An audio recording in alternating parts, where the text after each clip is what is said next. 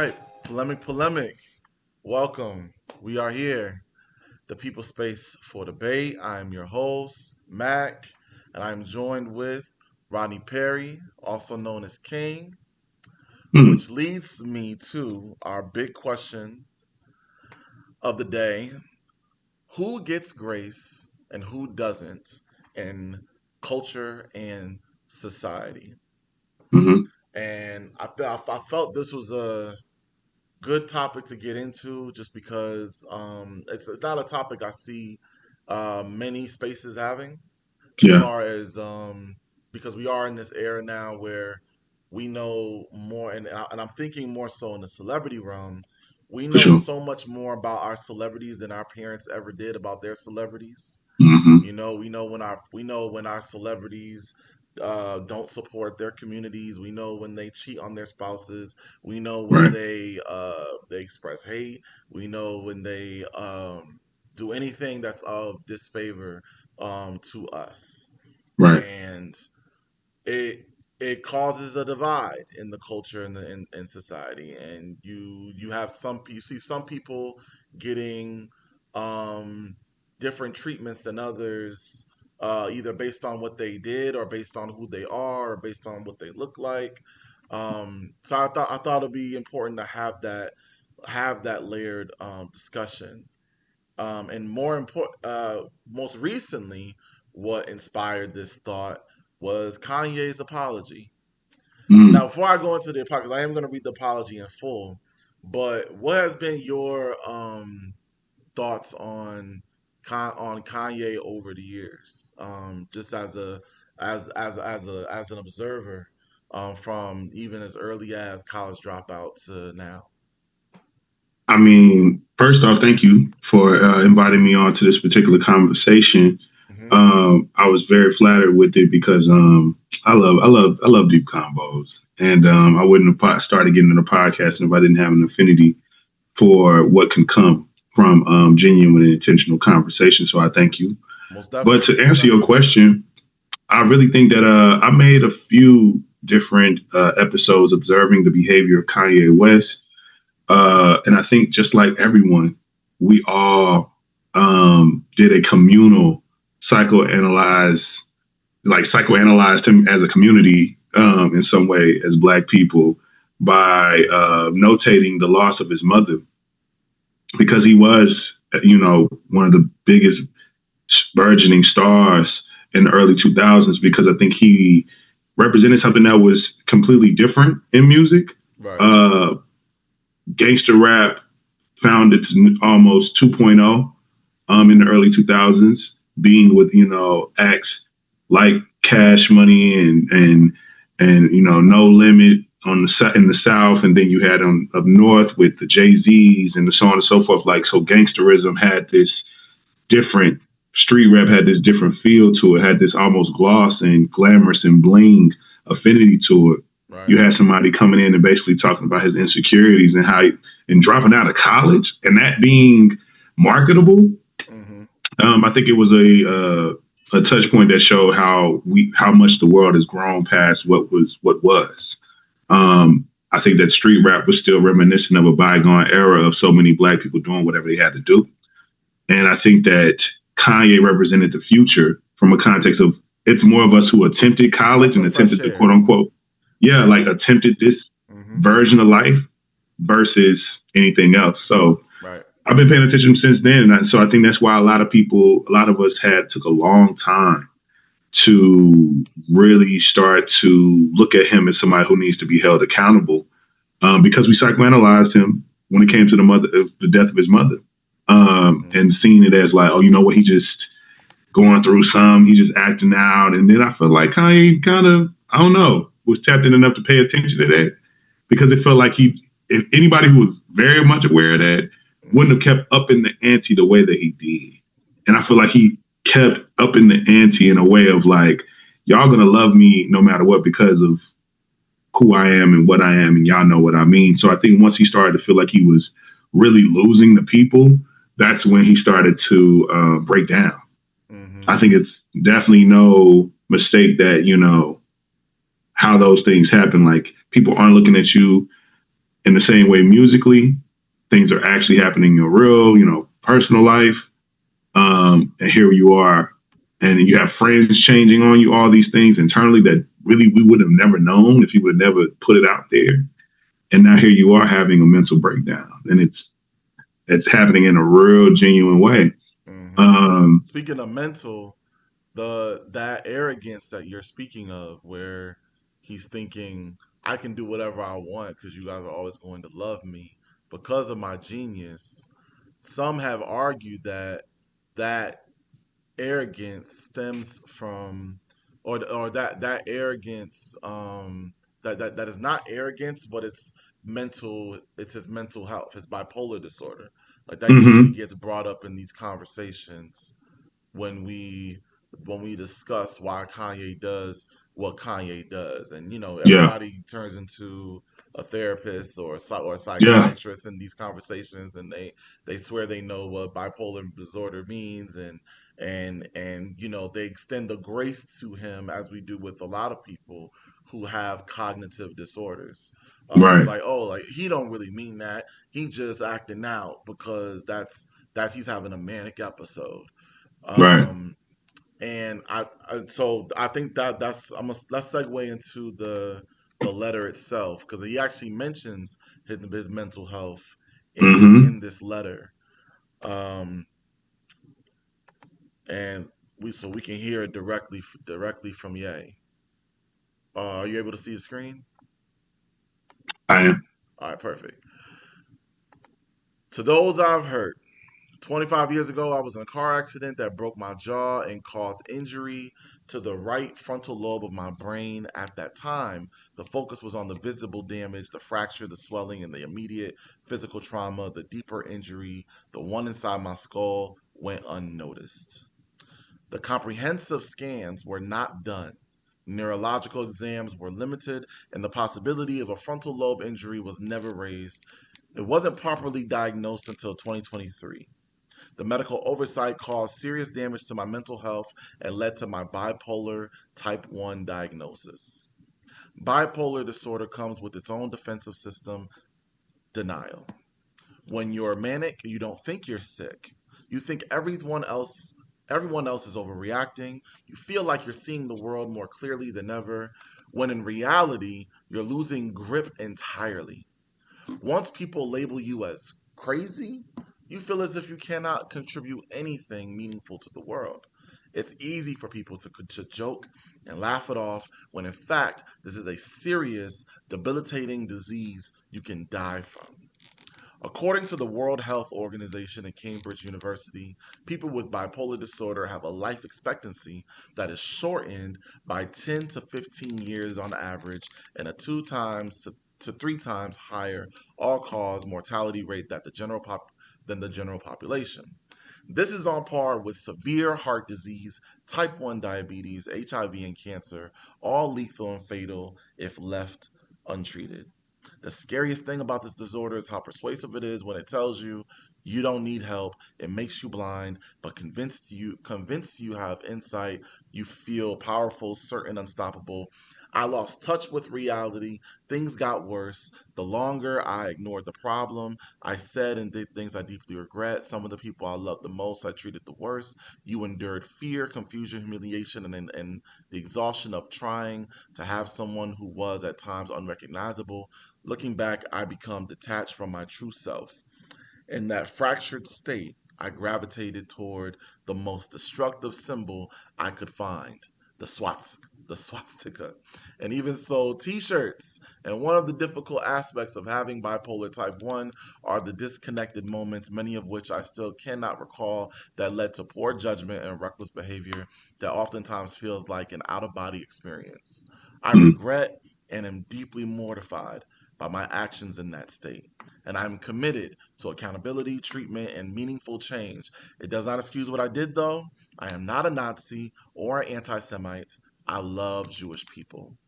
To the black community, which Mm-hmm. held me down through all the highs and lows and the darkest of Mm-hmm. times, the black community is unquestionably the foundation of who I am. I am so sorry to have let you down. I love us. In early 2025, I fell into a 4 month long manic episode of psychotic, paranoid, and impulsive behavior that destroyed my life. As the situation became increasingly unstable, unsustainable, there were times I didn't want to be here anymore. Having bipolar disorder is notable is a notable state of constant mental illness. When you go into a manic episode, you are ill at the point. When you are not in an episode, you are completely normal, and that's when the wreckage of the illness hits the hardest. Hitting rock bottom a few months ago, my wife encouraged me to finally get help. I have found comfort in Reddit forums of all places. Different people speak of being in manic or depressive episodes of a similar nature. I read their stories and realized that I was not alone. It is not just me who ruins their life once a year, despite taking meds every day and being told by the so called best doctor in the world that I am not bipolar, but merely experiencing symptoms of autism. And he ends by saying, my words as a leader in my community have global impact and influence, and my mania, I lost complete sight of that. As I find my new baseline and new center through an effective regime of medication, therapy, exercise, clean living, I have newfound, much needed clarity. I am pouring my energy into positive, meaningful art, music, clothing, design, and other new ideas to help the world.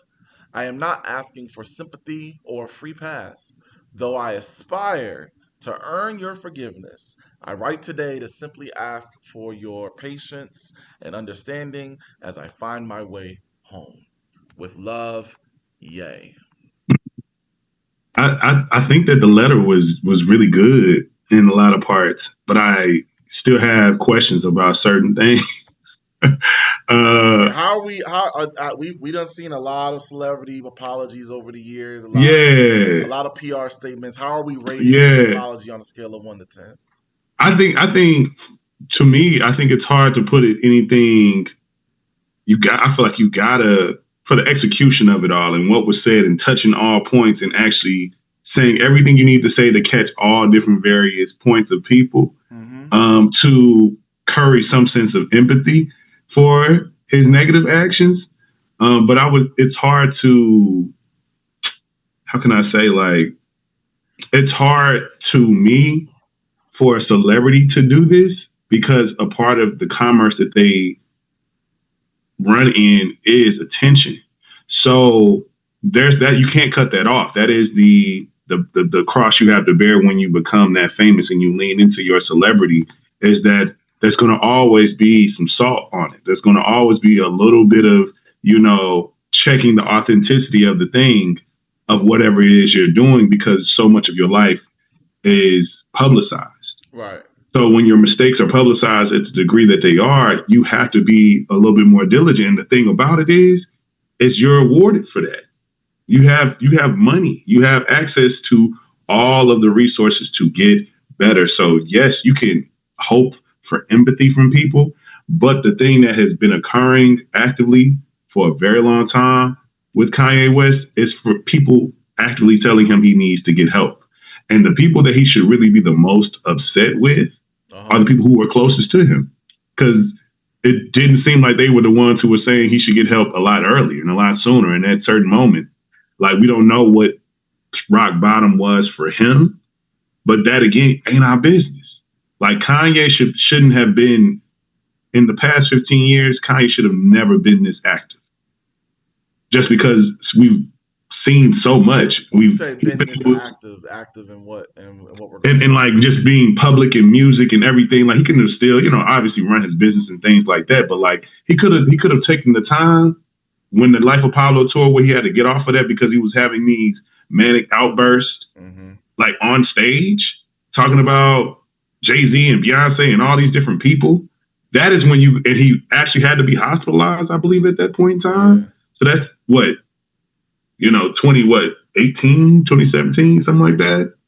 Um, so to me, it's kind of like there's already been so many moments and times where this is a cry for help. This is not the best situation for him to be in. And I think he married into a family that also, their biggest commerce and their biggest export was, commodifying their lives, Kardashians. Yeah. the Kardashians. So to Even me, his it's current like, wife. yeah, And even his current wife is Yeah. nothing but just a, she's a model. She's a person who's a socialite and all these various things. So yeah, Mm-hmm. she's in the range of getting attention. So he's not really around. That's why all this pushing out to the people we know who should, quote unquote, the black people we know who should have wrapped their arms around Kanye, like the Commons and his various collaborators. But the fact of the matter is, we don't know what these relationships really were, Mm-hmm. and the people who were actively close to him on a consistent basis seem like they benefited from him being this way, to be Right. quite honest. And I think once it got to a point to where it couldn't be managed, that's when it, for some reason, also started, the relationship started to splinter too. So Yeah. I think Kanye should have been in this space of getting this. And I remember saying to a lot of people, like, I think we need to start looking at Kanye like that family member who just hasn't gotten the help. But the problem that I always kept having with people was people treating the things that he was doing like being this way, and then putting out music and supporting that. Y'all are enabling the behavior in my mind. Like, we know where this is gonna go, and I feel like it just kept getting worse and worse and worse to the point to where he had Alex Jones kind of being like, "Oh, you need to calm down a little bit." You know what I'm saying? Yeah. With all this swastika and hell Hitler stuff, that is crazy. That's too much for me. The man who literally said that Sandy Hook wasn't real. You know Right. what I'm saying? So to me, it's like that's where he was allowed to go, and I'm okay with him just trying to give us some justification for his behavior through his mental health. That frontal lobe stuff in the beginning of the letter does kind of make sense, but also too, we can also say that that happened at the beginning of your career, and then you went on to become a musical icon. So Mm-hmm. I hear you, but there was so much of you that stayed, so much of you that was still there. You were a musical prodigy early, made it, did enough that by that point in time where you're now about to go solo, you have this, almost tragic accident, Mm-hmm. recover from that, and literally make a song because of that, and that starts your whole career into a whole nother stratosphere. So to me, it's kind of like, yes, this can definitely be used as a reason of like a thing, but it felt very convenient in a way of being like, hey, this whole time I've been fucked up. Y'all might not have seen it that way, but this whole time I had a thing that I didn't even know, that I just left unchecked, left un whatever. And now that I know this is what's going on, this is what it looked like. These are the examples. It's too much of a damage, like a damage control of what was and a damage control of what may be. You Right. know what I'm saying? And that's what makes it into something that's hard to just land on to Yeah. me. Yeah. I don't. I definitely don't look at this as like a yeah, like an easy answer to come by. Yeah, And because I look at this as I put some of the blame on him, and I put some of the blame on us yeah, me as his too. community, right? Because let me go back to one of your earlier comments. You had mentioned that he shouldn't have been as active because Yeah, of his because of his condition. He yeah, shouldn't have been as he shouldn't have been as active. He shouldn't have been as like public uh facing too. like out in public. He shouldn't have been as vocal. And honestly, I'm one of those fans that understands when, like, Cole just dropped his last album, right? Yeah. A lot of people were asking, why is he not doing a press run? Why is he not doing interviews? Why is he, Mm-hmm. when Kendrick pop out, why is he sitting down with this person and this person, Yeah. and why aren't they hopping on Instagram live? Like, people criticize the Beyonce's, Jay Z's, Cole's, Kendricks, and whatnot for their silence. But that is I like to think that if they're not out in public and they're not quote unquote active, there's a good reason. So they're Right. practicing discernment. They know they probably don't have nothing of value to say that would keep up the fantasy for their fans, because fans Mm-hmm. want that fantasy. For sure. They wanna continue to believe that their artist is good, that their genius is amazing and kind and caring and giving, and whatever image they have in their mind of that person. Right. They don't want to listen to flashing lights and think of swastika signs. Exactly. So, Don't but ruin the vibe. Don't give me the but ick. in Kanye's situation, his argument is, I've been active, I've been vocal, because of the disorder. And I Mm-hmm. think where we're, because you mentioned justification, I think where we're now in limbo as a society now is we're trying to figure out, is this letter, him highlighting his mental health, is that him giving us a justification, or is that a cop out? Because Mm. we do know that there are many who use their mental health as an excuse, Yeah. to do crappy shit, like to be Yeah. terrible, like just to be terrible people. They blame it on their depression, they blame it on their anxiety, they blame it on bipolarness, schizophrenia. And it kind of, I think for a while, and I don't know if society is still doing this, but for a while, as soon as you say I'm mentally ill, it absolves you of all that Yeah. criticism that we would Yeah. normally give someone for just being terrible.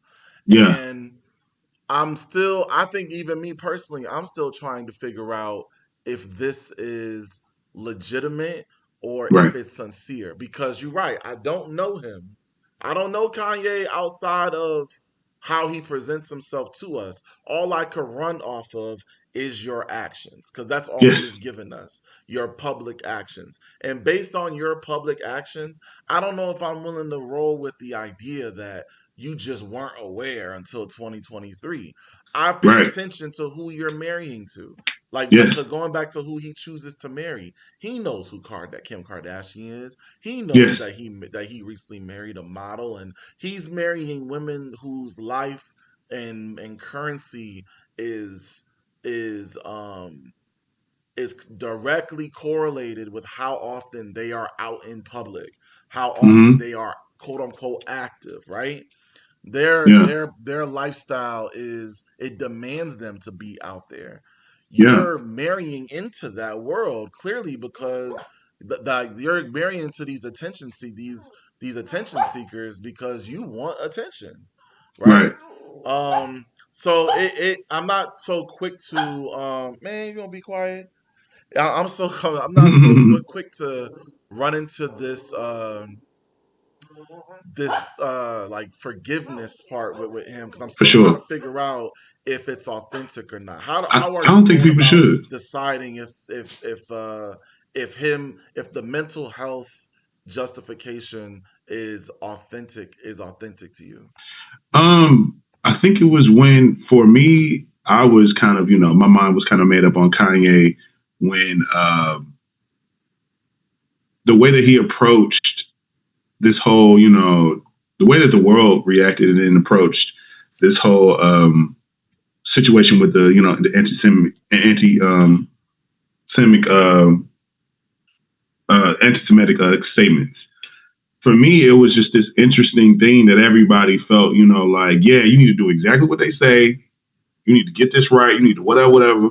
Mm-hmm. And I remember so many people having this like heavy-handed judgment towards the ADL and the Jewish community, and I had a very, I guess, kind of controversial take on that. And I made a whole episode about it. Was honestly, I get what we are trying to say. Like I get what Black people are trying to say when it comes to our judgments towards the Jewish community and their detachment from whiteness when it comes to these certain things. That's what Right. makes us upset. That's what makes us mad. That's what makes us into a thing. It's like you are a minority class that seemingly has even if it's not your full community, a part of your community is very small. And a part of your community, if it's split in half or split in thirds, whatever, it's doing extremely well in life and have a lot of power and control. And that has counterbalanced the viewpoint that people have. We don't have a global historical view of Jewish people. A lot of Black people have a very modern, where y'all at right now, who we see y'all to be right now. Because according to a lot of Black people, it was Anne Frank to some of the richest and wealthiest Jewish families of today. That's how Right. people look at it. Like y'all went from people trying to do this to you and literally hating you for who you are and what you believe in to now y'all control, so many different things and have so much interconnected network of industry control and a multitude of things. Right. Doesn't mean that that's who everyone's experience is, but nobody ever said that. We're talking about like it's a lot of y'all. The biggest imagery of y'all is not the broke Jewish people. the biggest imagery of Jewish people is this. And I think that people try to defend Kanye, saying that y'all are going too hard and, trying to loop in the Kyrie Irving thing and so on and so forth. And my take was, we should be that way when people disrespect us. We should tell them, like, hey, there is a repercussion to this. Y'all can't get away with disrespecting black people. And this is what you would have to do for us to not get off your ass or like cut you off or not or be organized to your demise. Because that's really what the ADL does. Is that Mm-hmm. they will make your life kind of hard if that's not the case. You know what I'm saying? Mm-hmm. And I think that that's the thing. Um, so for me, it's kind of like that's what I need people to understand more than anything is like, hey, I need to be more diligent. I need to be more diligent in all the things and say, hey, we should not let people get off with like offending us as black people the way that we do. And I think with Kanye, the fact that even in that apology, he had a whole grip of more of a text and more of a thing, um, more of this, just explaining himself about it, and then wrapping it up to say that that was dedicated towards Jewish people. And then for black folks, it's him for him to just be kind of like, y'all was there for me. I I noticed appreciate that y'all. I I love us. they And in got my three mind, I'm like, you ain't paragraphs. They you got ain't gonna way spell it more out. words. If I did my word count, they got the Jewish community got way more words of apology than the black community did. And Not uh, even the acknowledgement of an example. Like he didn't even sit here and say like, "Hey, that slavery was a choice thing. Was or them White wild. I Lives Matter disrespected T-shirts is ancestors." probably taking it too Like, far. come Nothing. on. Like you have he has way more offenses he's racked up against black people than Mm-hmm. this new quote unquote anti-Semitic angle of Kanye. It's new Mm-hmm. because that wouldn't he couldn't have gotten that deal with Adidas and so on and so forth without him being so popular in popular culture by utilizing black culture as things that he's putting into his work. And so none of these things would have happened without us contributing, supporting it, and verifying, saying like, yeah, he is somebody who is of us in this way. And I also like to point out, I lived 7 years in Chicago. Chicago is a very familial and very familiar type of place. And a lot of people who knew Kanye or knew versions of Kanye prior to him becoming big, large, and famous spoke to the lore of Kanye in this really intriguing way of him pretty much always being the person he is. Hence, that's what the In documentary what showed sense? you. In what sense? Like always being In a sense of Republican, him always being very being confident, him knowing okay. him never questioning, him having an issue that people don't see him the way that he sees himself. He Mm-hmm. sees that he is good at this. He sees that he is going to figure this out. This is his energy. You know what I'm saying? Mm-hmm. And that was him pre-accident and post-accident. So it's like, yes, this true damage, like internal damage to your frontal lobe, may just be true because who are we to say? We ain't HIPAA. We can't get into the HIPAA of it all. We don't know Right. what your real, medical history is. But the fact of the matter is, it seems like regardless of that tragic moment, you still became who you became. It did not slow down your Mm-hmm. mastery of music and sounds and production. It did not destroy your composition ability to be able to know when you should be the writer of this and versus bringing other people in because you see yourself as a big global superstar. So you trying and experimenting things with your music and your lyrics. Like he still became who he became. Another reason And why I can't take this like it's so hard to take this seriously. Because if you were sane yeah, enough to make it hit, continue making hit all these hit records, why were you not sane enough to say, "Hey, maybe I shouldn't put swastikas on T-shirts. Maybe I mm-hmm, shouldn't pose with Candace Owens with these White Lives Matter T-shirts, considering the times that we're in. Maybe I shouldn't. Like, there was never a moment that you just stopped and questioned yourself in these other moments. But it apparently creating, because I'm listen, I'm no artist, but I've tried making a beat on Fruity Loops before. Like I can yeah, it ain't imagine easy. it takes some strong cognitive ability to compose the kind of music he composes. So if you're making the argument that you weren't in your right mind when you did this, how come you were in your right mind when you were Because it takes more than just being sonically adapt. Like, bro, it takes management in that studio. It takes leadership. It takes composure. You got all these people working with you. It takes like, Yes, you know, it's yeah. It's just it's it's hard. really hard. It's really hard to It's hard. It's justify. hard. And And and, you and brought up the Jewish community, right? yeah, I'm not so convinced that you're doing this because you feel bad. I'm more convinced that you want to protect your dollar. That's why the yes, Jewish community got more words of apology than yes, you did, because the Jewish yes. community holds more power in your life. You know that the click of a button, the Jewish community, no matter how rich you are, can ruin you. And you know And they that you have. went too far with them. He And lost the Adidas but little deal. old black community, you could disrespect us all day. Your pockets ain't gonna change. His Like, he lost a deal once he did the who was anti-Semitic that? angle. An Adidas deal? He got an Adidas The deal, right? Adidas deal. That's when Yeah, he yeah, yeah. lost it. Prior to all of that, he still had so many examples Hmm. of things that should have put him in a position of looking at him someone and looking at him as someone that you shouldn't be aligned with in business, and they did not break those things. 2016 happened, and he was for Trump. He was saying all this slavery is, slavery is a choice type of stuff, and none of those things led to him being quote unquote canceled and removing him because it just didn't align. There was definitely some disdain for his actions then, and to me, I think that there is a stripping of people's humanity when you cannot judge them off of the full breadth of what it is. And I think it's a complicated place that a lot of people have. I think comedians and certain people love to bring those things up when it comes to being able to quote unquote deprecate and make fun of people. Like Hmm. they always say, like why we can't make a joke on certain people and all that. I think the real genuine sensation that people have is that we should be able to look at other human beings and not limit them and understand that they can still surprise you with their human spirit and their human ability, just like everyone else can. You can have a person like you don't have a person like a Stephen Hawkins who has a laundry list of diagnoses and different abled situations going on, Hmm. but he's still brilliant. He still Right. has the brain capacity that's larger than most people who's ever lived, and like that is why you can't look at children as just small people to control, as if they won't grow up to become powerful and energetic and so many different things. Like we can't look at people as limited, even though they appear to have very different abilities. Because it Right. still can happen. They still can have a full life for so many different And reasons that's and have a another reason wetter. why we have a problem with that letter. I think he's making it seem as if you're bipolar, you're just bound to react this way, right? Yeah, And no, that's that's not not, and true. It's not true at that's all. and that's offensive to people in mental health and people who are on the spectrum and so on and so forth, Hmm. because that is what people already. That's the taboo that they already deal with.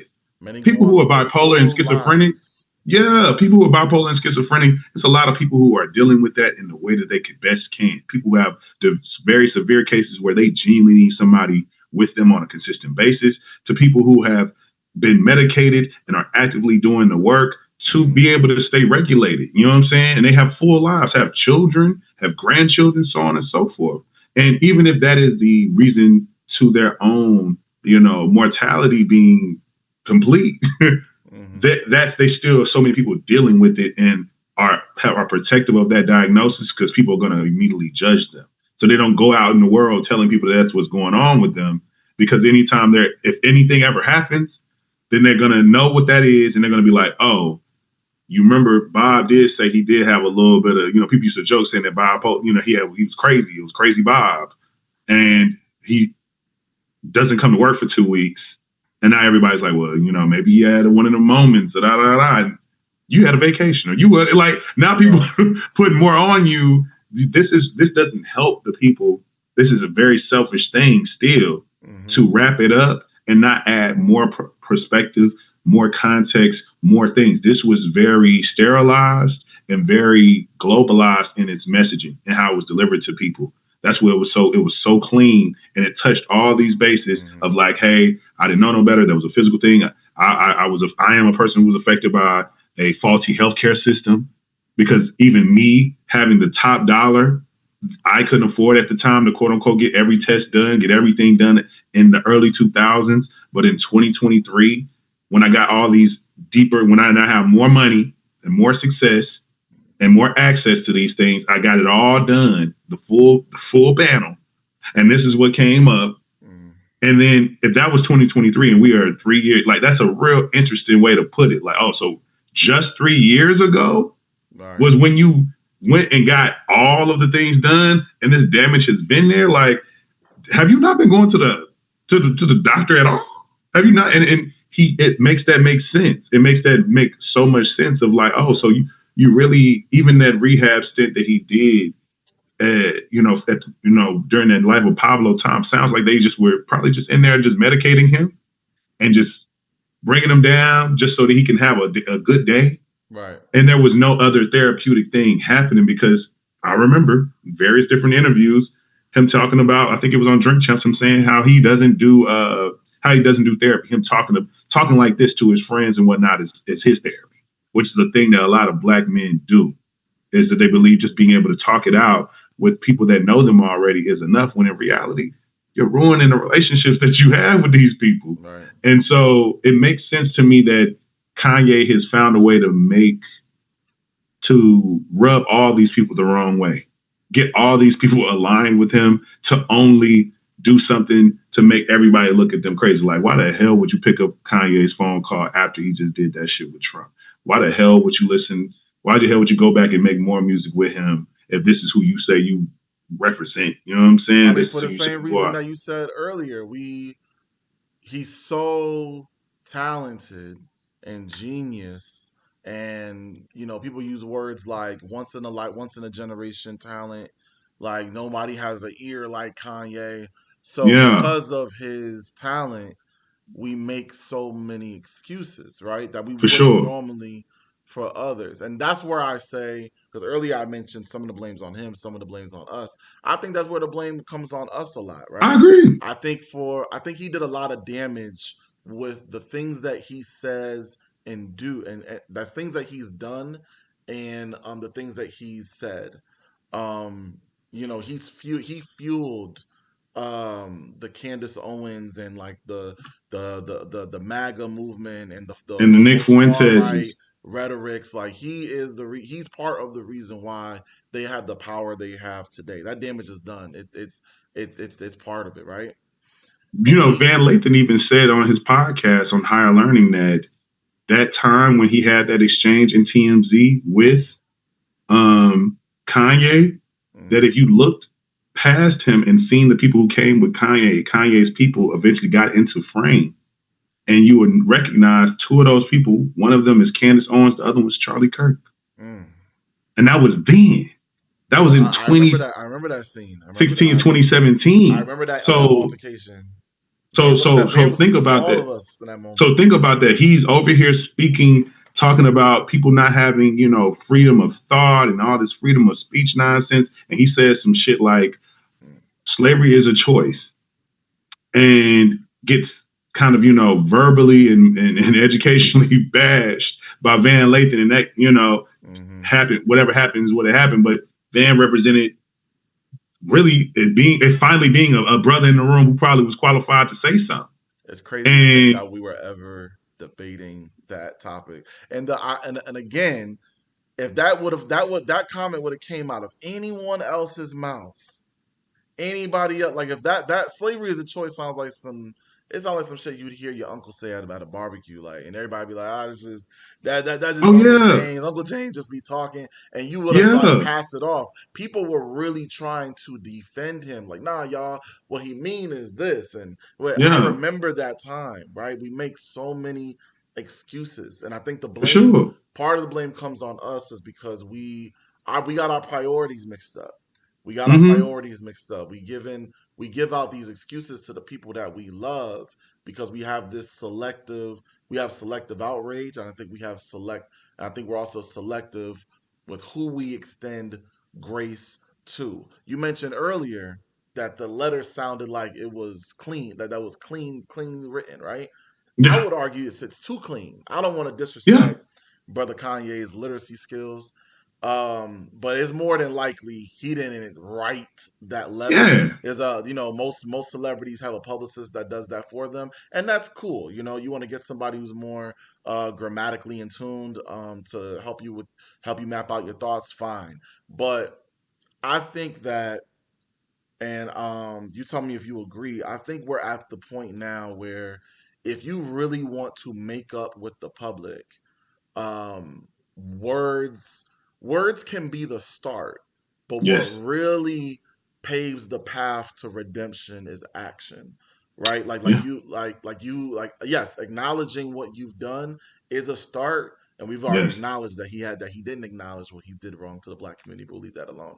But right, acknowledging what you did wrong is a start. What are you going to do moving forward to clean up the damage that you've done?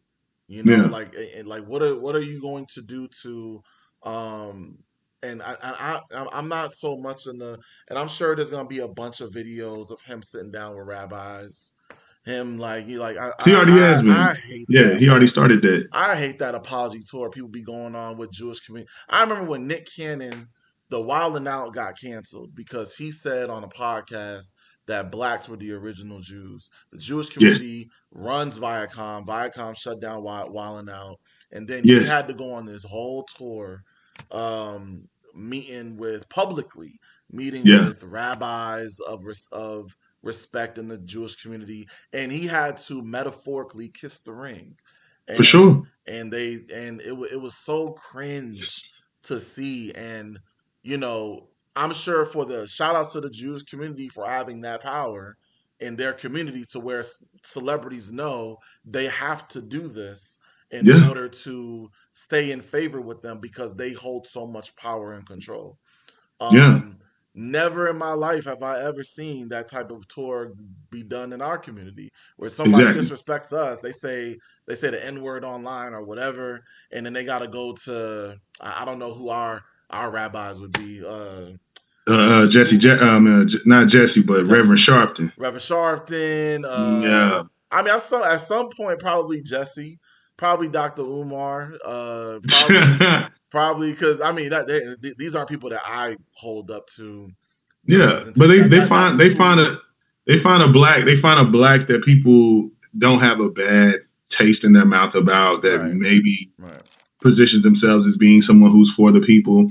And to me, and I'm gonna keep it a being with you, it's real easy for me to think out things when it comes to celebrities, but I am Hmm. of the class of people who comes from small town in the South. So there's so much of life that is um, something that so many people aren't going to ever experience. Hmm. And having more money than so many zip codes in Hmm. Tennessee, throughout America, throughout the world, you have all of these resources in your disposal. You have all this money and you are a global star. It is hard. You're hard pressed to get this resolute sense of empathy from people, or to even expect that when you have all range to get the help whenever you make that choice. There Right. are people who actively know that they need a new kidney, need to go to therapy, have these issues. All they really need is to be able to get out of debt, and maybe they'll feel like they can breathe. Which all those things, if you had money, it probably would feel a little bit better. Hmm. And you are a person who is pretty much yes, you are a college dropout. You are the son of of an educator and people who were a part of genuine movements for their people and teaching you about your people, all that jazz. But that was maybe, we're talking about until you were maybe 21, 22 years old in your life, and then you've lived way more life of you having money. That's why I always push back when people get so Hmm. upset when people question Jay Z's politics and various things like that. And I was like, y'all got to think about it. Jay Z has been rich longer than he was broke in a quote unquote statistic of life, the statistic of the worst type of black experience. Hmm. Yes, he was from Marcy. Yes, he sold drugs, but that's the thing. He sold drugs. We Mm-hmm. ain't ever heard about Jay-Z ever getting caught up in no case, having to do no time, none of those things. So that means Mm-hmm. he is an example of a drug dealer who was in the streets and found his way out and pivoted hard and never went back. And it Right. benefited him. So he was already, by the time he put out his first album at 27, he was rich for 10 years prior to that. So all he's known is opulence, money, and commerce and capitalism.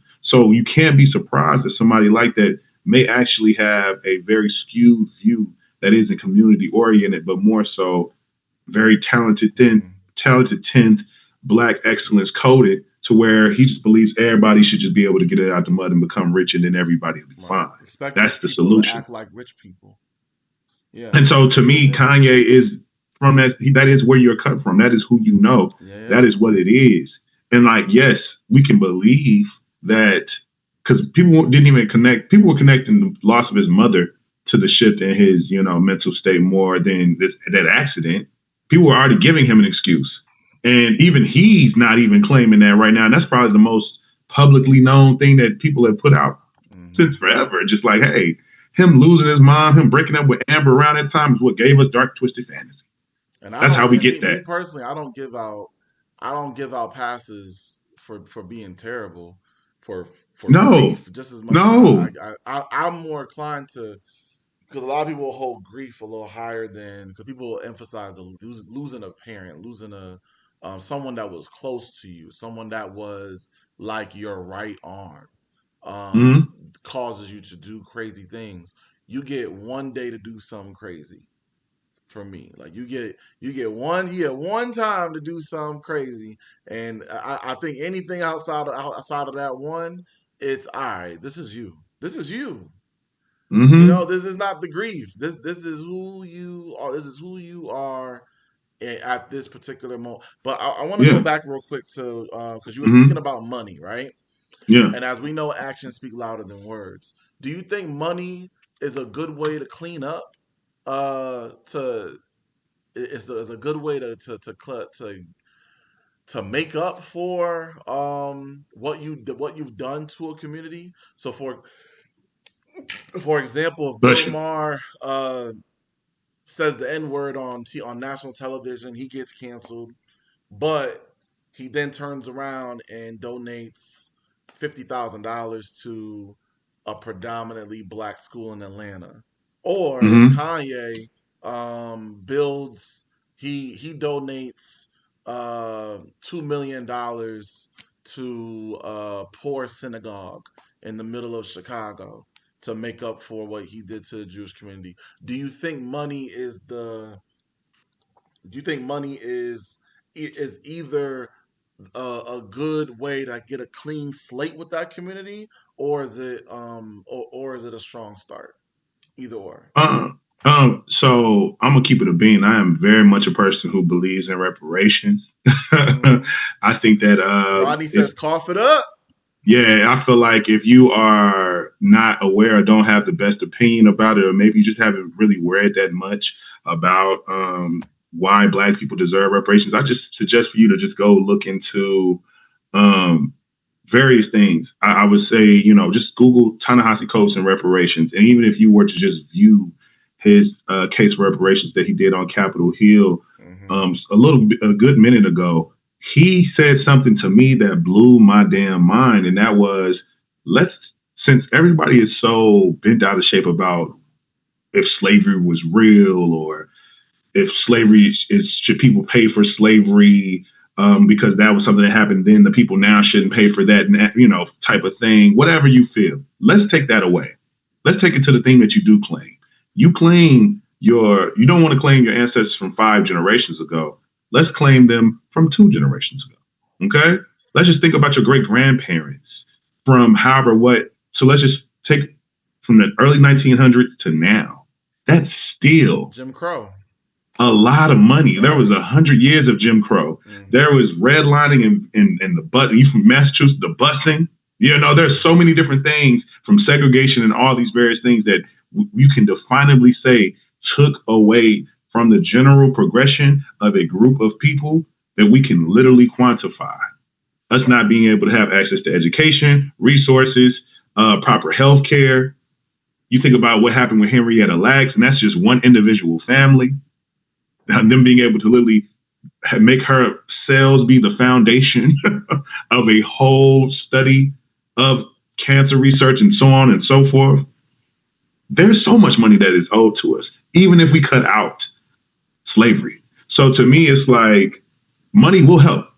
I think people like to push that out as if money doesn't matter or money won't solve anything. Anytime that it was a family that, was had a family member that was slain by the police or anything like that in the past 20 years, I understood why they still very much were happy to get the money, but also still did the work, still are like, that ain't making us settle and feel good about this. No, Trayvon Martin's parents kept on the work. That no one stopped doing the things. A lot of these people who are affected by police brutality and state issued violence in that way deserve the money and also more justice. Just like black people, I don't think reparations only looks like a monetary bill. I think it's also a literal shift and change. And you can't make up rules and put people into some type of subjugation and some type of prefixed second class citizenship and then expect for you to just be able to like buy your way out of that. You can't do that. And you got to also create and change the environment too. Because if they were to just give a bunch of black people a bunch of money, I'm not of the ilk of, oh, we would lose it. I think that that's insulting. I think that we would do great with it. I think we would do well. But what can happen is you change the laws again.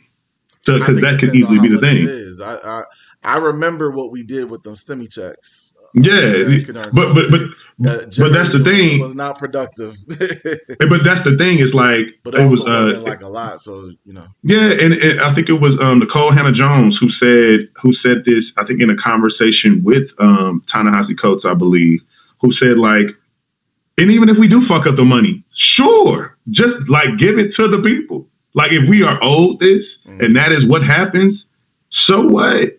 Now you can never say that you never tried to make amends and give some sense of restitution to a group of people who never deserve to be in this scenario, to be in this situation, because we are the only ones actively trying to fix it. And that's something that we do part-time. Black people can't actively be trying to change our lives and change the scenario of our people on a consistent basis. So to me, I think that the American government owes us money. I think that there's been specific communities from a sub community level. If you've been harmed, like I think the people of Tulsa, even if they could go back and just find the descendants of the people who were a part of these bands of people who literally terrorized and bombed a literal black neighborhoods. Right. Yeah, I think those people should get a little bit different too. I don't think that and I think that should start a true shift in the global context of restitution and reparations and some type of repair to every single dark or hue and person in general, even if it's not even a race thing. If you are Mongolian and you are maybe a more traditionalist in like living in the mountains and people are trying to develop and take your land and so on and so forth, and y'all all are Mongolian citizens technically, I think that those people who were subjugating you and trying to do all these things should also be paying you some money. Right. And if all y'all want to do is buy your land back and be on that bitch with living it up in a real agricultural type of way, that's your prerogative. Y'all don't have to take the money and do what white people or do what industry wants you to do with it. You can do what makes you happy. And I think that that's also the hard part, is because that's what black people have our tendency to do, is like, we're going to satisfy our urges first. But I bet if all of us had more money than we could spend in a singular lifetime, yeah, there's going to be people who fuck it up. There's going to be people who waste their money. There's also going to be people who realize that what they want didn't cost that much to gain. Like if you give all of us a few $1 million, we probably are going to be good really fast. The people like, I'll say this and move on. The people like Bill Gates and Warren Buffett and things like that, they have quotes where they speak to, at some point, it's all the same. like this is just what they are good at doing is making money and building up industry in that way. Hmm. But at some point, you've bought all the land that you wanted. You have all the properties you need, all the boats, cars, and you're actively investing to make more and more money. And you already have everything in place. You know where your money's going to go if you die today. You know where everything is, Hmm. health, so on and so forth, because you have a stupid amount of money. Right. So for black people, I feel like putting us in position in that way and putting other folks who have been wronged and harmed in that way, giving them a monetary thing is a start, depending on what the offense is. Right. If the Right. thing affected the money, then yeah, maybe it's a 1-to-1. Maybe that's an equitable payout. But if it's that plus an emotional damage and things that's going to take some time, then yeah, you gave me some money, and then also you got to do something else. You got to change your behavior. You got to be different. Like Hmm. you can't just do this. You can't cause harm and then do nothing. I love the people who lean in. There's not that many examples, but I love the people who lean in, who cause harm and then say, hey, I'm going to dedicate time into this foundation, into this nonprofit that's actively trying to fix this Hmm. to show my genuine commitment to being a better person. If you are a man who has harmed women and children, why not actively do more to help people who have been in that situation? Maybe you're not actively around women and children, but you are raising money. Yeah. You're being an advocate. You're finding a way to contribute and show that you are changing your leaf. Hmm. Because if all you do is just give bread or just say sorry and then move on with your life, nobody's really gonna change their opinion about you until you show that you've changed. Right. Yeah, you gotta, it has to, and I would add it would have to be over a period of time. Like Yes. if you just do a couple pop outs in a year, in 1 year, and then you just kind of go ghost, Yeah. I think it still comes across as if your apology isn't really genuine. You just really wanted people to get off your back so you can start new, or because you have an album coming out. And oh, I mean, forgot about that. He has an album coming out. That's another reason that makes this apology seem disingenuous. You Because know, just he always does something that draws some type of global or black attention. Because I do believe that mm, is funny how every time he does come out or come back, he does want to curry favor in some way, shape, or form with us. It's hard for him to put out music or because we put know out we're his anything and target we not be with it. audience. We're his But that's target the audience. But that's the thing is, I wouldn't be surprised if we was to look up the demographic of who's really making Kanye money. It's probably a lot of very, rich white kids and things like that making him bread too, because they're not having the quote unquote like political and personal conflict with him Well, because they don't. I think in particular he focused his attention on the Jewish and black community because as far as listeners and like people who validate him in the culture of music, Yeah, that's us. That's yeah. primarily us. If We we are don't his like it, target was it good? audience. But the Mm-hmm. ones who control the mediums in which his music gets pushed, in which his fashion gets pushed, eh, um, even the ones who could possibly affect the property that he owns. Those are the Jewish people have a control over those areas. It's like the Jewish community runs so much of the music industry. They run Yeah, so much of the fashion industry. yeah, It would make sense that he would want to make good with the both of us so that he can do something so that his next time he comes out, and I believe his next album's called Bully. When that Bully album drops, yeah, he can have a clean start with his fans, and he can tour and this, that, and the third. And also, I want to also take into account.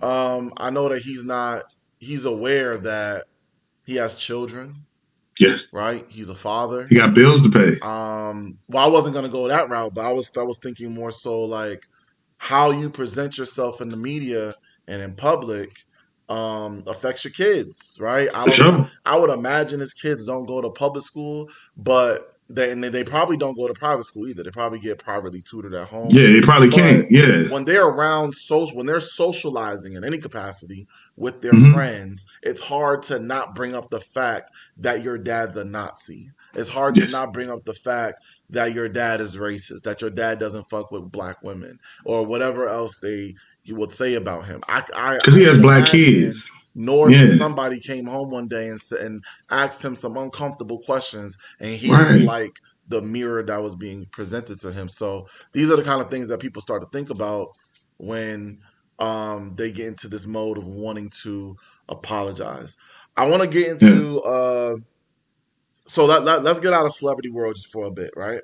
Oh, for sure. Because this whole thing about who we extend grace to and who we don't, we see it in our everyday lives as well. I saw this video that of this man in court. He is publicly forgiving a police officer that gunned down his brother. And she was being sent. I believe she was about to be. She has been, or she was going to be sentenced to time in prison This is for the story of for Botham Jean. for what she did. There's so many stories like this. I was about You to say, might yeah, see because I remember this was you the might see exact thing his that face. happened. Forgiving his brother's. A man whose brother was shot to death by a Dallas police officer. Forgiving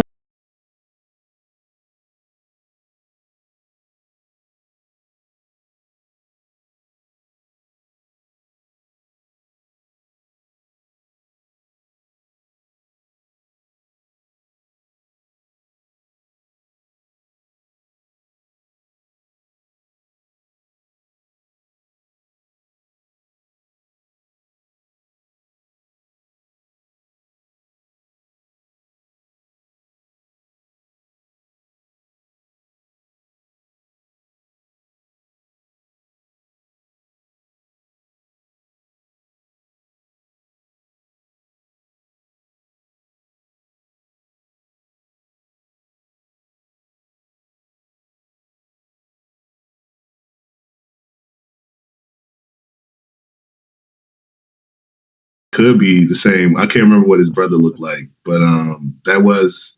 I remember that happening and having opinions about it when it happened. Um, to me, I mean, I do believe that redemption is very relative. It's personal.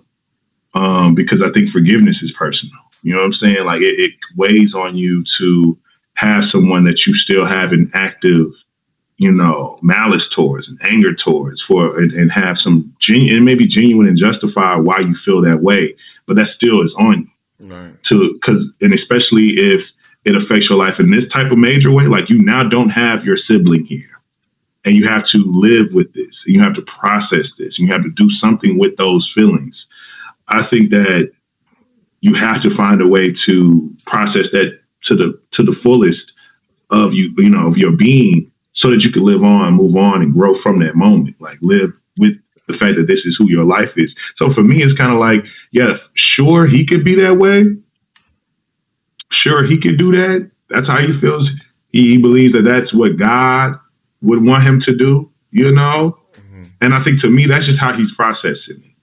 Instead of him holding overall hate and anger and malice and all that, sure. But I think that to me, publicly doing that is what makes it bad. Like I think he could do that, but I think the publicizing of it is what makes it into more Why of a is thing that that? Why is it that publicizing your forgiveness in this circumstance looks bad or is bad? I think just because it's just like with a lot of things in America. To me, I feel like there hasn't been enough of a genuine conversation from them to us, them calling in each other, having a whatever group conversation, and them coming to us with some sense of remorse, some sense of it's they already have some infighting. White people, the government, so on and so forth, have their own infights, and for some reason, none of that gets to a point to where we are the true like gaining some reward from whatever that is. We're just getting the people who are, who could put their pride aside a little bit to be like, you know what, white people have wronged black people. We get the smallest incremental versions of that from Hmm. the people that we might meet in passing or whatever, but they're still doing work too. They still got a Would it ways to have been go. different if that woman, before him saying what he said, if that woman showed remorse in court and said, Yes. I think it I'm would have hit sorry for what completely I different. did, it was Yes. wrong, I racially profiled him, like if she had publicly owned up to that and then he said what he said. I think then that would have been a beautiful way for something to be shown, and like yes, it would have still been controversial. People Okay. still would have like debated it, but at least that young man had was motivated through true expression and caught in the moment Hmm. and trying to find a way to put his feelings somewhere. Right. So that way it's like, okay, I really hear her. I believe what she's saying. Now I can really start the steps of healing and grieving my brother because I'm not thinking about, oh, these complicated feelings I have about how he was killed. You know what I'm saying? Because that's what I think it is for him. I think his way What you're through it. saying right now makes me think of something that Medea said, and I'm saying Medea because Okay. it's back when it's one of Medea's, one of Tyler Perry's old plays, Yeah. and the Medea character was saying forgiveness isn't about them, it's about you. It's Yeah. about like forgiving them isn't your way of being played or whatever.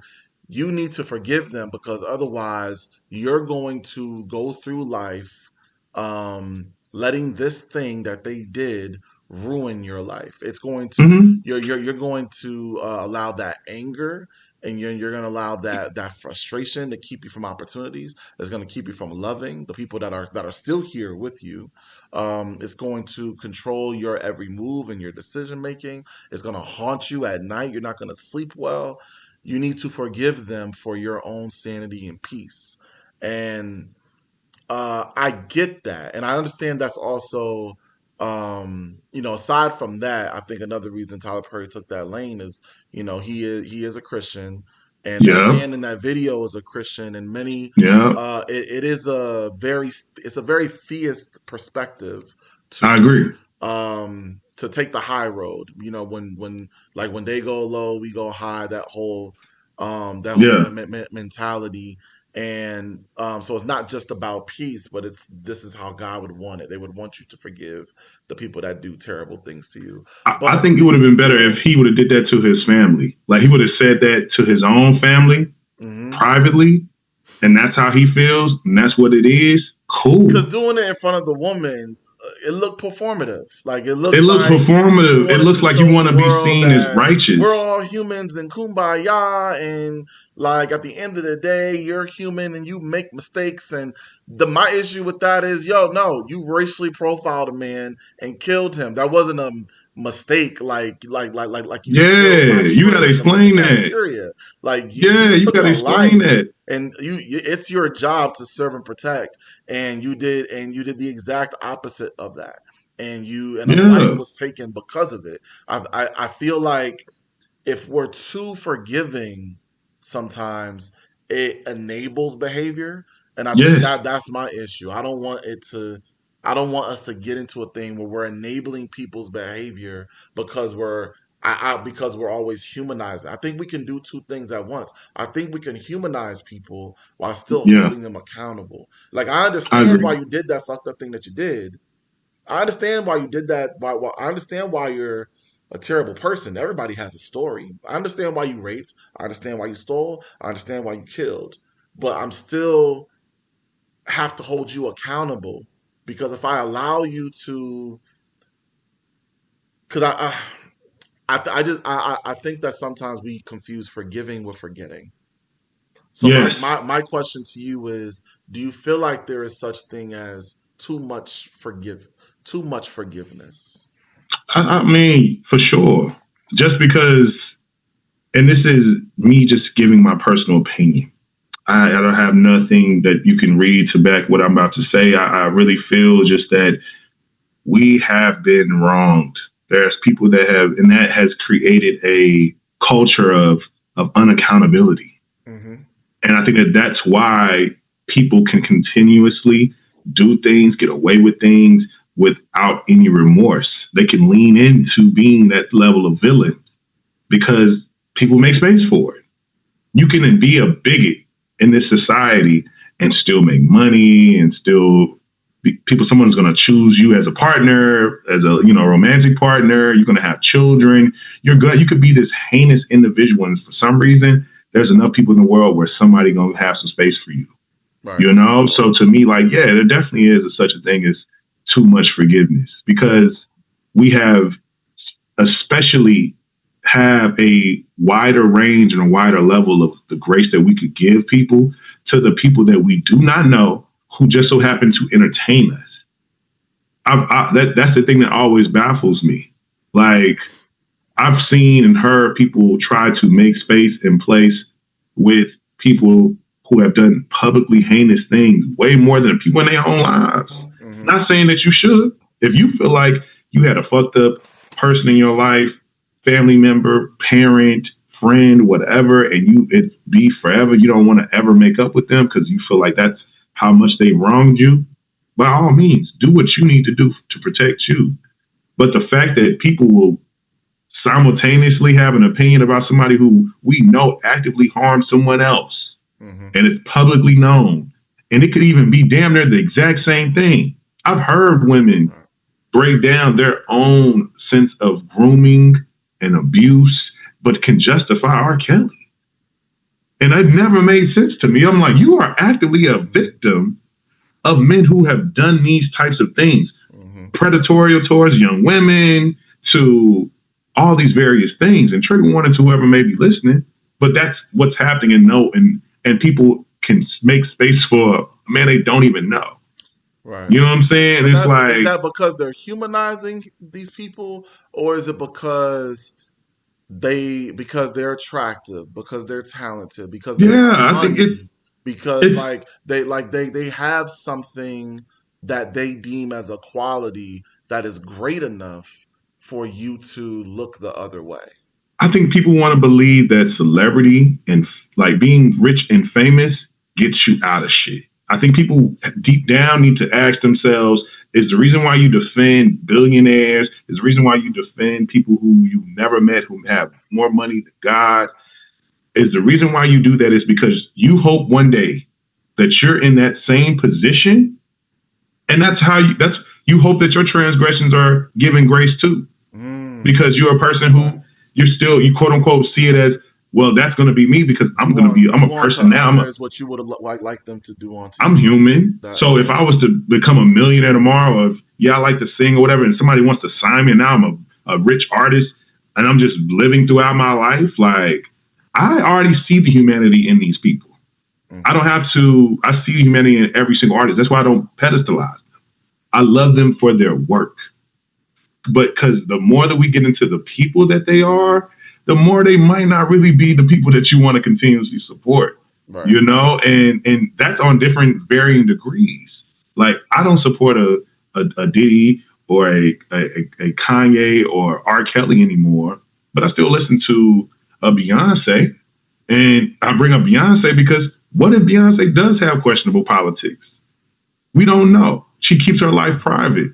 She doesn't let us in. But I can also look at moves that she's made. I can also analyze certain choices that were made and certain criticisms that were given to her, and her not respond to them, and they were valid. Mm. Hey, this Black is King thing seems very much like the people who are of those cultures didn't like how she approached, and that's their prerogative to have that opinion. I can't tell them like, hey, you're picking. Cherry picking things. You want to do this. You're not working with certain people. You're not doing whatever. I can understand that. That's the culture that these people have, and they want to protect. And they want people to present it and show appreciation for it in a certain way. Can't be mad at that. Right. But also too, doing the Tiffany campaign alongside that being what you also are doing, knowing they have conflict diamonds in the continent of Africa and all these different things have a history of blood diamonds. You can't, like, these people aren't saints. They are people who have become extremely wealthy doing whatever it is they wanted to do. Doesn't mean that there's complete immorality attached to wealth, But what have we seen that says that it's not a possibility? We've seen nothing but that it's a large possibility if these people are like demonstrably wealthier than everybody else, and they have done more and more major moves to retain that wealth. They may have some bad politics. They may have some bad views. So for me, it's like, yeah, I don't believe we need to be out here overly forgiving folks. I don't believe we need to be out here, quote unquote, trying to be performative with our forgiveness. I think that's something that you have to process. Right. You know what I'm saying? Like, even if you can't, let's say there's so many instances where people maybe need to forgive people who are not even around no more. That's something that you still have to give forgiveness for and say it out loud or create and do whatever you need to do for yourself, and they will never know. So he never had to tell that lady that that's where he got to with it, is what I'm at with it. Right. And with the clip. You know what I'm saying? Like, he never had to him verbally express that. He can feel that.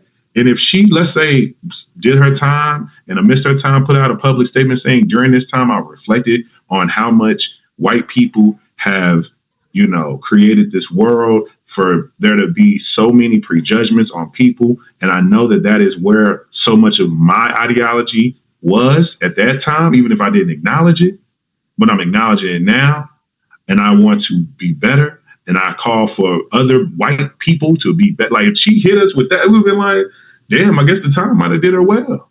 Yeah. And then the brother would have came out and said, like, hey, I always knew that you was going to become a better person. I knew that you were affected by this and you might learn from this. And that's why I felt like I could forgive you when the shit happened.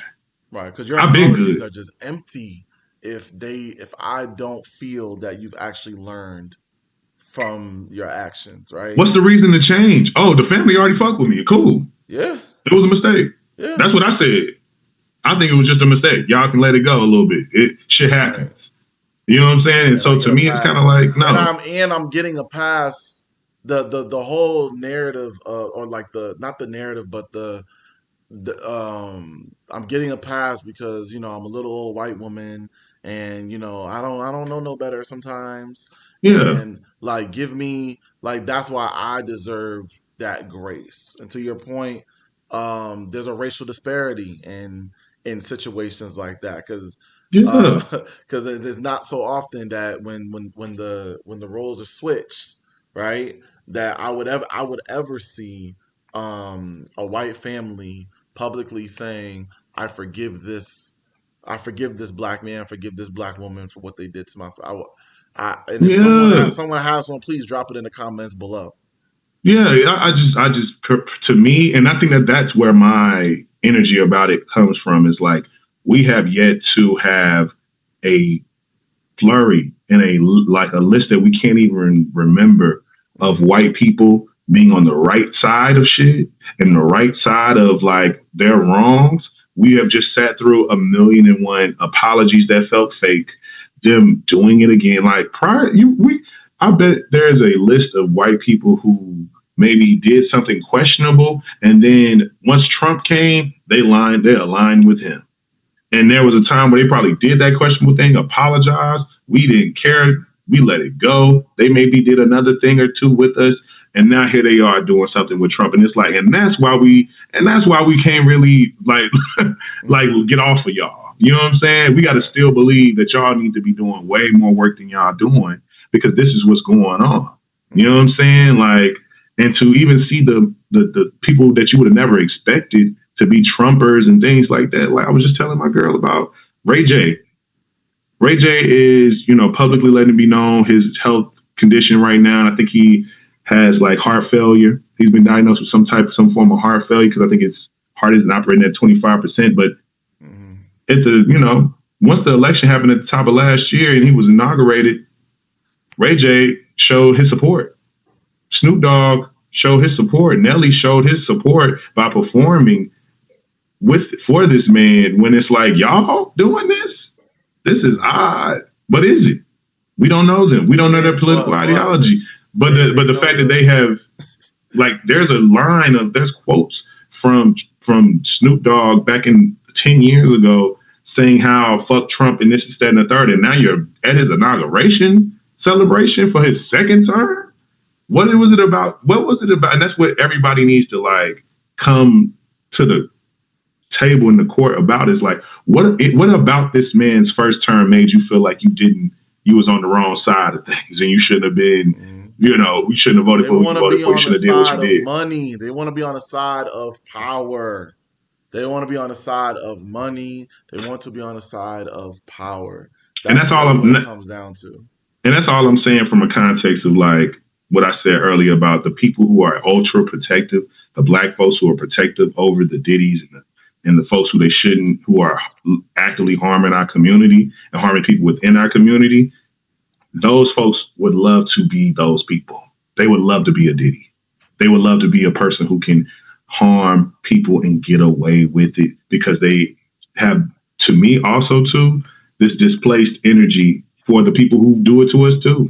For the white folks and the folks in power who get away with things without, any type of punitive action, they see that, oh, if there's black people that can quote unquote do a bad thing and get away with it, that's still equity. That's still equality. And Mhm. I am aspiring and hoping to be a wealthy person. And if I just so happen to kill someone, hurt someone, do this, do that, whatever, I hope y'all just can see that I just had to do what I had to do. Because what happens in real life? There's Mhm. real life scenarios. My girl was just telling me about a story of a Q who was like a doctor or something like that in South Carolina or something, wherever it was, Uh-huh. Florida, and he basically killed his partner and had a whole standoff with the police, and eventually was killed too.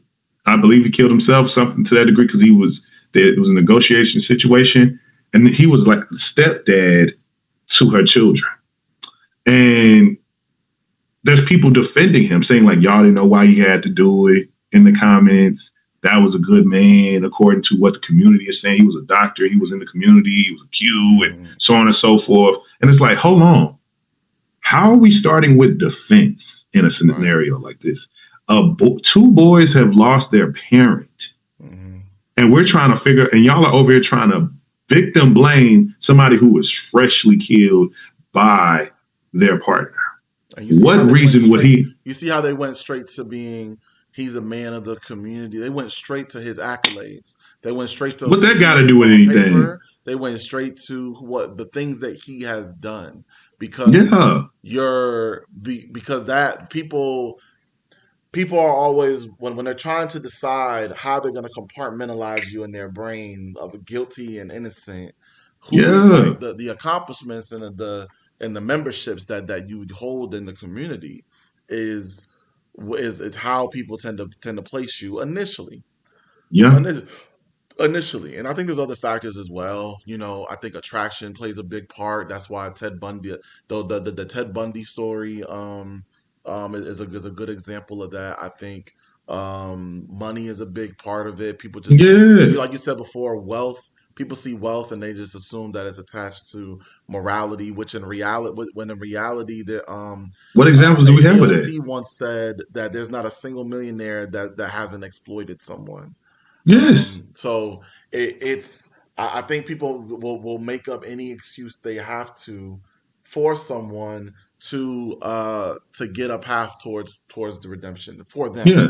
No one's supposed to hoard that much wealth for any reason because it actually doesn't take that much to be able to gain so much. Hmm. I think they said that to be a part of the 1%, you pretty much just got to make what, like I think over six or seven hundred thousand Right, dollars or it something like that. changes. I think right now it's 1% is 500,000 or more. $500,000 or more. 5,000. It There are might be people who lower. It are might be 200,000 or more. there are regular everyday people who have a salary job where they are making a fifth to maybe two-fifths of what you would need to be, you know what I'm saying, in the 1%. There are regular people. So that should tell people that because there are folks with $100,000 jobs and $200,000 salaries and so on and so forth, and these are regular individuals, Hmm. that should tell you how little wealth the bottom of people have. Hmm. Like there are people who are fighting to get to $50,000 a year right now. And so being in that state of mind, if you don't know anybody who's ever made six figures, there's plenty of people who have that in their lifetime and their families, so on and so forth. It's hard to sit here and be empathetic to a lot of these people, to a lot of these situations, but that's not the only emotion that's there. Also, there's an emotion of like, no, I believe I am worthy of being in these places and spaces. I believe that I'm going to be famous. I believe that I'm going to be rich. I believe I'm going to be wealthy. So I feel that I need, and that's why so many of us, especially in Atlanta, is such an interesting microcosm of this. When you see, when we all get enough bread, when we all get enough things, it doesn't mean we're going to start harm. Doesn't mean we're going to just become good people. We're still who we are. You can be a great person and be broke. That's why I always push back when ladies say that in the dating game of like, don't date no broke man because he can be mean to you. I think that man was mean before he realized that his current financial situation feels like a perpetual one. Him being kind, it does not cost to be kind at all. It never has.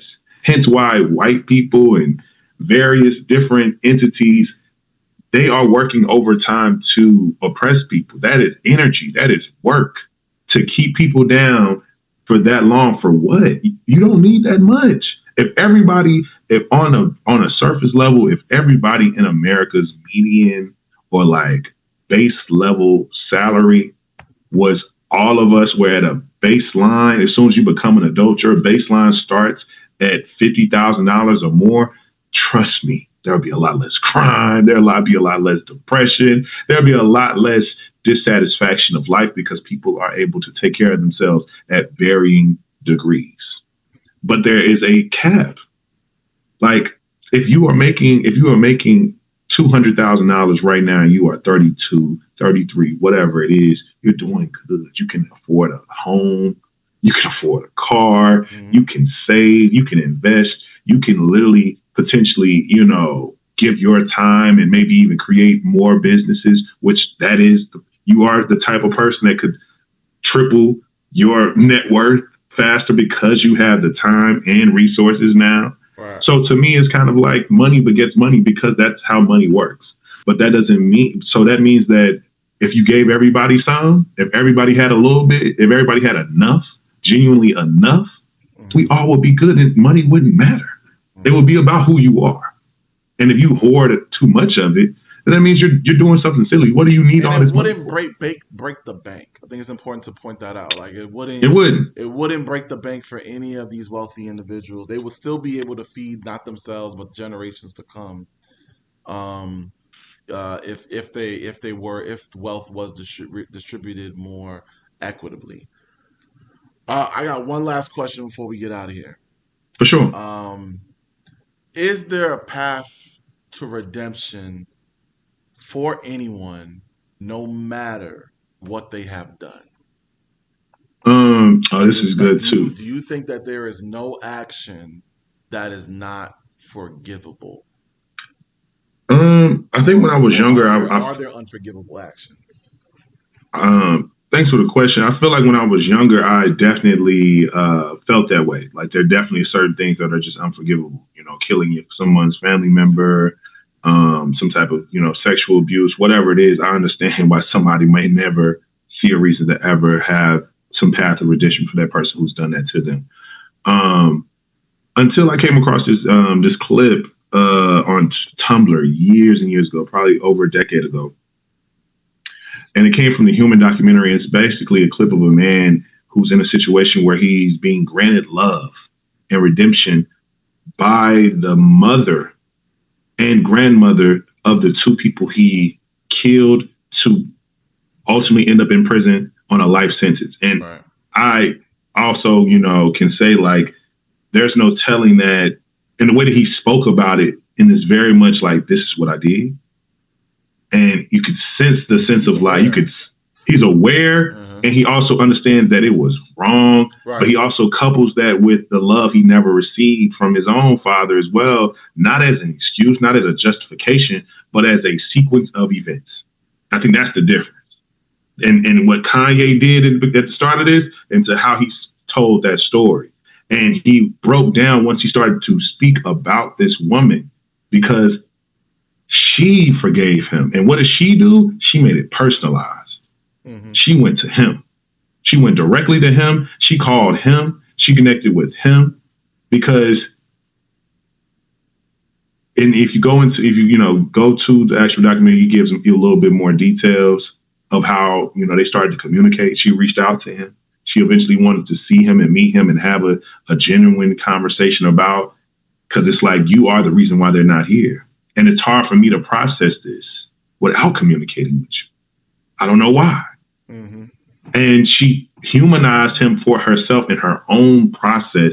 And so she can heal. And now look, he may just be able to heal too. So that had to open my mind up in terms of looking at how redemption really can look. And I don't think that that's always the one size fits all situation. Like the person you cause the most harm should be the person who holds your hand in the processing of that. I don't believe that to be true.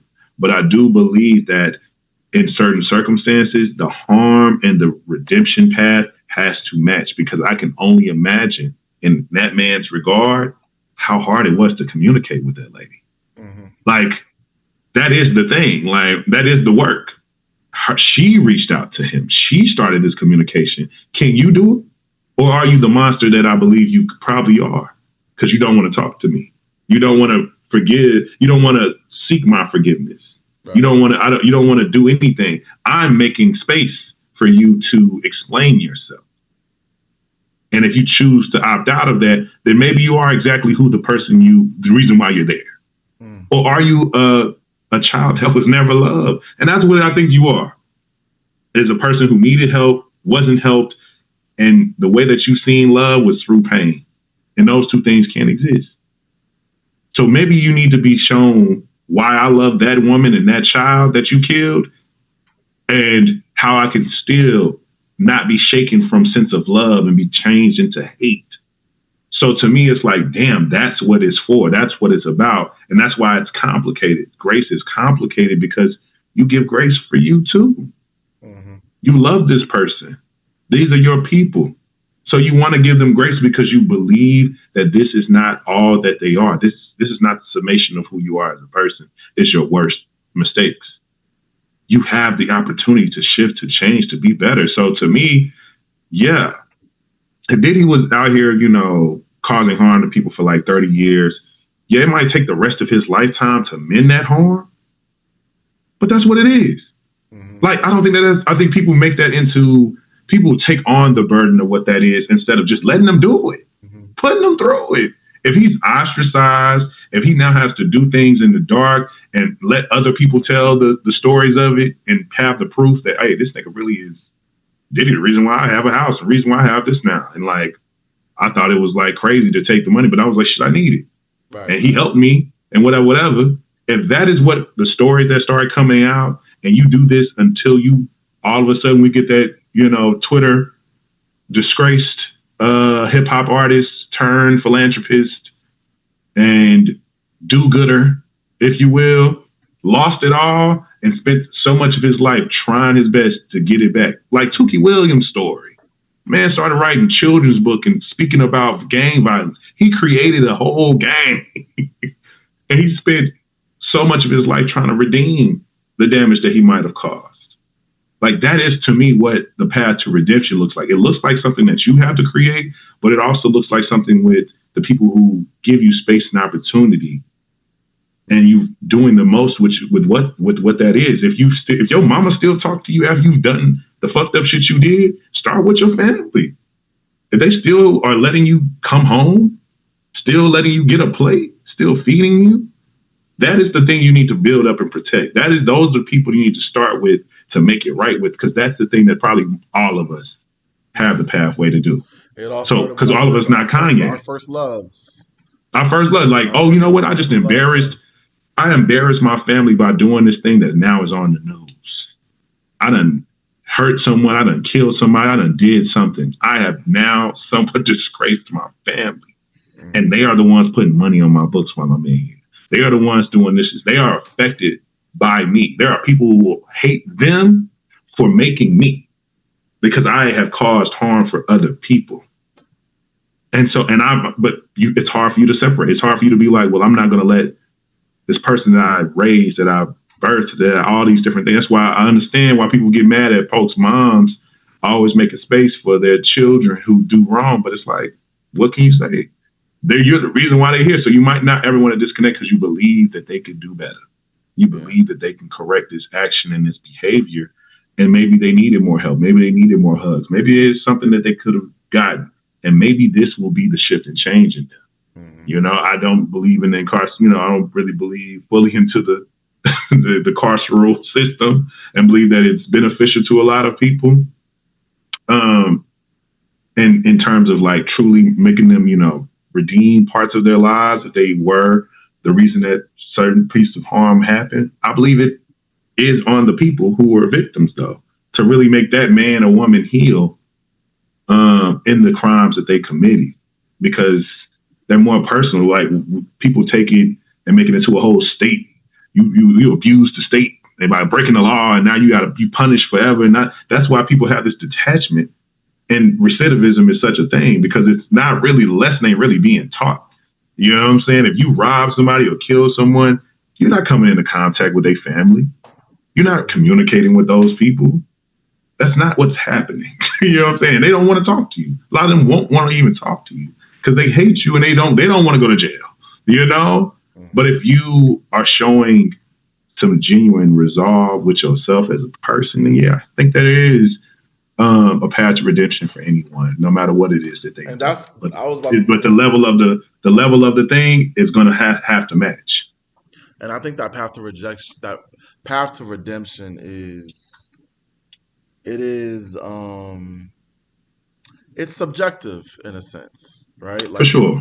I think what looks like forgiveness for me may not look like what's forgiveness for you. So I don't think I can tell people that they should be able to that they should be prepared to forgive anyone no matter what they do to them. But I say for Mhm. me, I'm in the same boat as you. I think there's nothing nobody could do to me that I can't see myself forgiving them for. It's just everybody's path to redemption looks different. And it also doesn't mean I'm going to forgive you tomorrow. Doesn't mean I'll forgive you in 30 years. It's just but there is something you can do to be good with me before, again. And forgiveness doesn't necessarily mean letting you back into my life. It doesn't mean that we're going to go back to where we were. It doesn't mean Yeah, that I'm going to continue supporting you. Forgiveness exactly. could just mean I'm no longer mad at you about the thing. Yeah, We can be cordial, yeah. but moving forward, I'm setting boundaries, because setting boundaries doesn't mean I don't forgive you. It doesn't mean that I'm still holding on to the hurt from you. It's actually a reminder that I don't forget what you did, and And you won't you know, allow for I nobody just else can't either. mess. I can't mess with you anymore. I can't mess with you anymore. Yeah, I don't want to. I don't want to even think of you. I don't want to remind you. And I've done that to people in my life, and I even have people who've had to do that to me. Right? Like, yeah, we forgiven each other, but we had to cut each other out of each other's lives for the sake of our peace, and because there was just too much damage that has been done. yeah, Um, so yeah. yeah, and I don't think that because then that gets into the conversation of, does that make you soft, that you're willing to forgive anyone no matter anything. I think the toughest thing to do is forgive someone. Yeah, but I say I think that's I don't sometimes the look hardest at part of it. forgiveness as softness. Do you? I don't think that forgiveness is softness at all. I think that some of the most it takes a lot of energy to be rigid too. You know what I'm saying? Like, but it's the easier route. It's the more immature route. Hey, I don't want to. I don't want to. I just don't want to. It's Yeah. very childlike. You know what I'm saying? But the mature, grown thing to do is to fully process what you feel. And if the thing that you can't let go is that, hey, I just feel like I gotta make amends. I gotta talk to them. I gotta let them know that this ain't some shit that bother me no more. Doesn't mean I want them to talk to me, but that's the only person that needs to actually know that I'm not affected by them with this thing. And Mm-hmm. if that makes them be able to become better or shift or whatever, cool. But I needed to get it off my chest. The expression was from me. You know what I'm saying? That's why Yeah. even when it came to that young man, like, I get it if that's where he landed. because he has his religion. He has so many things that's backing that internal belief. Cool, because it's about you being able to live on. Right, right, It's about right. you being able to feel good about your decision making and things like that. And it may be a life lesson that he learns that he's too forgiving because maybe he prematurely forgives somebody and they wrong him again, and that's just when he's going to get that lesson. But for right now, for what that is, that's his prerogative. And so for me, you're the one who has to go to bed at night. So if the mom of that man in that video I sent you from the human doc, to that young man, to other people who are extreme fans of Kanye, who are also black and Jewish or something, if Mm-hmm. they feel like they can forgive him because of those things that he's done in this letter, sure, that's your prerogative. But I don't believe it feels like he's at that these people are doing more of a collective thing, and I think because of that, there should be a collective acknowledgement that occurs on what this looks like. Is this actually helping the situation, or are we just giving more space and place uh, for people to just shit on us some more? Because I think that unfortunately, that young man that will make the people who have continuously made those choices to kill unarmed black people keep doing it. We just Mm-hmm. don't have enough examples of folks being brought to the carpet and being told, like, hey, you were wrong. This is what's going on. And this is how your life is going to be until you act as if you have some type of remorse for this. You Mm-hmm. know what I'm saying? Like, I think somebody just gave an update on George Zimmerman saying that he hasn't been able to hold down a job in years and so on and so forth. That's why he's been so quiet or whatever. And I'm like, good, finally. It felt like it took forever for him to get some type of thing. This man was over here trying to sell the damn. I think he was trying to sell the gun he shot him with, and like he was being extremely disrespectful. If I was Trayvon Martin's father, I would have definitely had to do some time for having to see this man. Because what the hell are you? Mm-hmm. Who the fuck are you? What's wrong with you? You Right. just got away with murdering my son, and you're gloating about it, I think it's important that you brought that up because, first of all, shout outs to Clark Atlanta, a true man. Clark Atlanta alum on the podcast right now. Uh, Trayvon Martin was gunned down, I believe, the same year of our freshman year, Yeah, it was. 20 around 2011, right? And I Yeah, remember that time. That was the time. I think we both came into college at a very unique time in the country. It's around the yeah. time the Black Lives Matter movement kicked off, and I remember that conversation after, during those Zimmerman trials, because when we Mm-hmm. found out that this man wasn't going to apprehend and wasn't going to receive any consequence for what he Yes. did to that young man. Um, I remember there was a group on campus, and there was live debates all over the promenade. There was one side that was saying we need to forgive him. Um, we need to forgive Zimmerman. He's a man at the end of the day. I'm sure that he's not feeling good that he killed a young boy, and that he did what he felt that he had to do. And then there was obviously the other group that was saying, no, that's ridiculous. That's wrong. He's a grown man. He should have better self control, especially when carrying a firearm, etc. Mm-hmm. Um, and in those debates, those that were screaming for forgiveness and trying to Yeah. urge us to forgive, um, I mean, generally they were theists. They were either Christian or Muslim, or they're from some sort of belief in forgiving your fellow man. But I don't think they also paid attention to his actions, right? Mm-hmm. Like this Mm-hmm. man has said repeatedly that he has no problem with what he's done. He Right. has no remorse for what he did. He'd do it again. He actually said that I'd do it again if I had to, because I was standing my ground and all of that. So that's been his narrative. Um, so when it comes to the path for redemption, when it comes to who we should extend grace to, how we should, decide who deserves our forgiveness. I think what we're all saying at the end of the day, in this conversation, is that forgiveness is for you.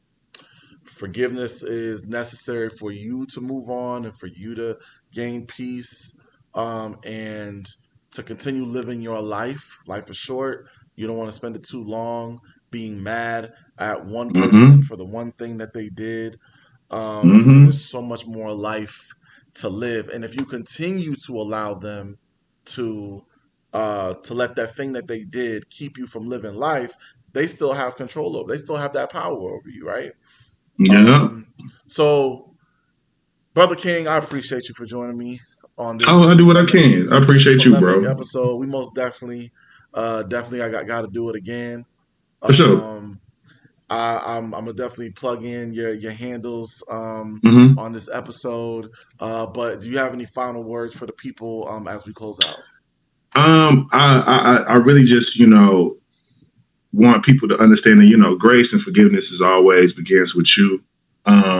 Doing the work of, going to therapy, whatever it is that you do to take care of your mind and your spirit is necessary, is valid. Whatever way that you approach it, whatever phase and stage you're in right now is the one you're supposed to be in. And it'll make sense once you get to the other side. Just keep going.